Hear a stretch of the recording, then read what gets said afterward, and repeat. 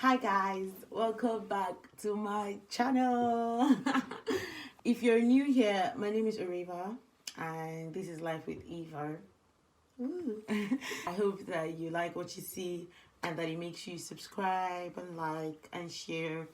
But basically, I should start off with saying Happy New Year. Yes, Happy New Year. I haven't put out anything since last year, and this is my first video of the year. So yes, how has your year been? How have you been? What have you been doing? How far your New Year resolutions? All the works. I also should apologize because I haven't put out a video in like forever, and there's been 1 million reasons for that. But the cocoa is that I'm sorry that I haven't. But this year, I plan to be more intentional. I plan to be more consistent with my video upload. So we'll see how that goes, right?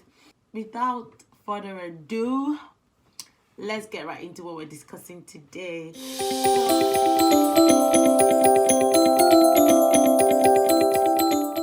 So sometime last year I asked people to send me questions they had about God and the faith and the works, the whole complete works. And I answered one last year, so I'm just going to go right into the next question. Why would an all-loving, all-powerful, all-knowing God, send people to hell? And the person said they could not wrap their minds around it. Like, why wouldn't he said he knew us before he formed us in our mother's womb, which means that he knew that some people weren't going to accept this gospel. He knew that some people weren't going to basically take this gospel. And so why did he even create hell in the first place? What is hell? Why is hell? And so that's what we're going to be answering today. So yes, stick with me. So like I said in my video about why do bad things happen to good people, I'm going to try to link that in the description box up there. But I said number one, it's free will, and this is very important. God, think about it this way. If he's all-knowing, that means he knows that people wouldn't buy the idea of the gospel. There would be people who wouldn't give their lives to him and all of that, right? So if God had only created or formed people who he knew would eventually give their lives to him, then he had taken away our free will. Literally, when people create robots, right? Let me explain something. When people create robots, in the world of AI and all of that, it's because the creator, the designer, has in mind what they want to happen. They have in mind what they want these robots to do. They're created for a purpose, right? And they don't want a situation where that purpose will not be meted out. Do you understand? So because the creator or the designer doesn't have all the power to make sure that these things will do what they want them to do. They design them, they work on their basic functions, right? And so all a robot knows to do is all it's been designed to do. And so basically imagine a world where God created only a certain kind of people, where there was no diversity, there was no choice. Then literally he's taking away our free will. So even if he brings us onto this earth and says, oh, I've created you a certain way and I want you to have free will, then we still don't have free will because he's taking away that option somehow, because we're doing only what he knows that we will do. I don't know if that makes any sense, but that's point one. So I don't know if you've noticed, but I'm fighting this intense battle with the sun, but I'm not backing down, okay? Anyways, back to what I was saying. Number two. So I said number one was free will, and number two is hell is what hell is because God is who God is. Now let me explain. There are certain truths we talk about God, or we say about God, that we believe to be absolute, right? Number one is that he is loving. Number two is that he is just. Number three is that he is fair, right? And so if God is loving and he is just, then there has to be a balance. And a lot of time when we think about these things, we feel like these two things can't coexist. We feel like you have to be either all loving or all just. But the truth is you can't be both. You can love what is good and hate what is evil. I don't know if that makes any sense. That is what it means by all loving and all just. When the Bible speaks of God's holiness, it's with such reverence, right?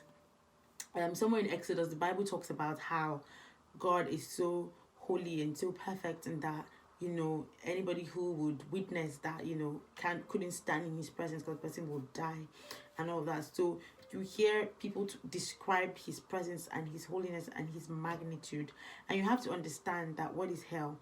Now, hell is not a place that God designed for people to go and suffer. Hell is not a place that, it's not like God created, you know how in the beginning the Bible says in the beginning God created the heavens and he created the earth. There was no, God created the heavens and he created the hell and he created the earth. And many people have used that to argue that there is no hell. That's a story for another day. There's hell. There's in fact a hellfire, right? But God did not say, oh, I want people to suffer, so I'm going to create a place for people to suffer. And I think that is the mindset that many of us have when we think about, you know, hell. So with hell is anything that is apart from God. I wrote here that everything apart from God is hell. Eternal destruction is everything apart from the presence of God. Okay, so as long as you're not in his presence, as long as God is not, I don't know how to put it, upholding it, then it's hell, right? He's a creator and he has a license to create. And because he wants relationship to be possible, he said, okay, I'm going to give you a choice, right? The Bible tells us in the Old Testament, it says, life and death in your hand. Choose this day which one you want, life or death, but I hope that you choose life. And so God has said, I'm giving you an option, I'm giving you a choice, but I need you to understand that not choosing me means you're going to be apart from me.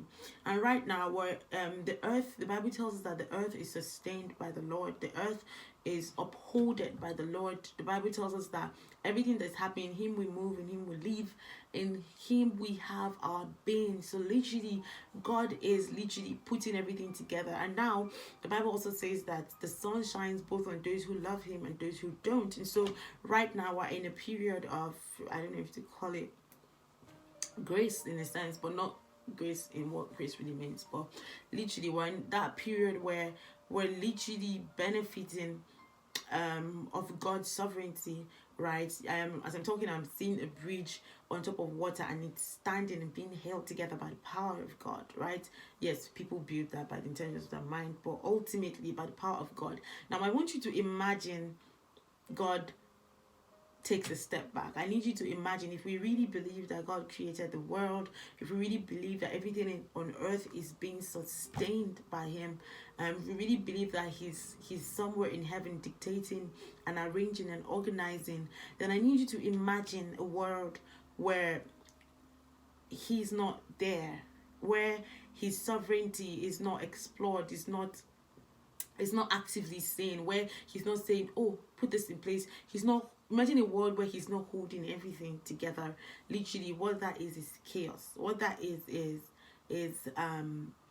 destruction. Literally, and that's all that hell is. Hell is everything apart from God. And so when you choose, in the end, right now we're all on in the earth and all that, but a time will come where who you've chosen and the side you've chosen to be on, you have to stick with it, right? So it's like you've chosen here, you're going to have to stick with it. You're going to have to go the extra mile with it. And not choosing Jesus, not choosing what God has done for us, not choosing to believe in God. So yeah, the Bible says in John 3:16 that for God so loved the world that he gave his only begotten son, that whosoever believes in him shall not perish but have everlasting life. Meaning that if you do not believe in him, like if we believe that there's everlasting life, then there has to be everlasting, in quotes, death, right? So if you don't believe in him, if you don't get the everlasting life, then you're getting what that is not, right? So basically, technically, yeah, that's what you're getting. Also, I like to say that God doesn't send people to hell. Men do. Let me explain this. How did I write it? Yes, I said God doesn't send people to hell. We send ourselves to hell. So God doesn't say you have to go to hell. God's saying these are the conditions. And I'm putting out this condition to basically let you understand what is in store. And so if you do not do that, if you do not choose that, then it's out of my control. There's nothing that I can do for you. And this is the part that is tricky for us, because it makes it seem like if God is all powerful, why is there nothing that he can do? If God is all powerful, why is it out of his control? If God is all powerful, then why can't he do something about it? But then, like I said in the beginning, we have to understand that these characteristics of God are one and the same. These characteristics of God are not apart from each other, right? And so because he's all powerful doesn't negate the fact that he's just, and him being just means I stand by what I have said, which brings me to my next point. Hell shows us the extent of God's love in saving us, because God knew that there was a hell, because God knew that without him and anything apart from him is chaos and destruction. I mean, in 2 Thessalonians 2:19, we see a description of hell, and it says everlasting destruction from the presence of the Lord, meaning anything away from the presence of the Lord is destruction.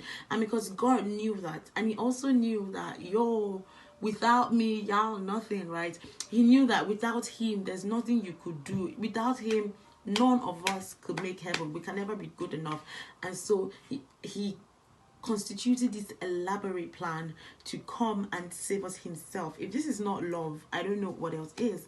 And so it's weird that even after he's done this, even after he's tried to cheat his own plan. So imagine a designer saying, oh my God, this and this is going to happen. And so he's cheating his own plan to save you, and you still don't choose him. He's not sent you to hell. Literally, basically, you sent yourself, right?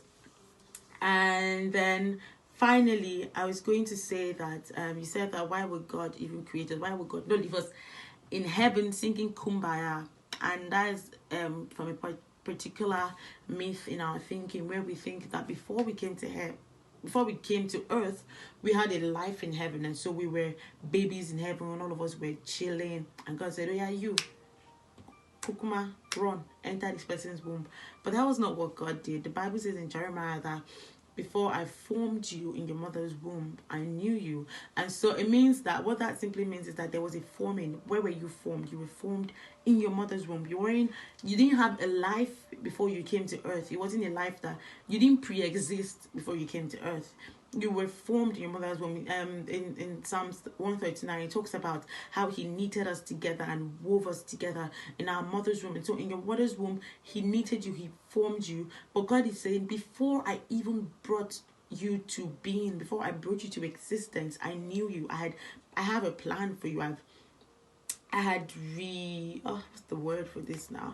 I had thought about you, and I wanted you to come. I wanted you to be a living being. I wanted you to do things. I had what I wanted in mind for you, and so that happened, and then I formed you in your mother's womb. If all of this doesn't show a loving God, then I honestly don't know what will. So, in summary, there is hell, and people go to hell because of free will. There is hell because for love to be possible, hate has to be possible.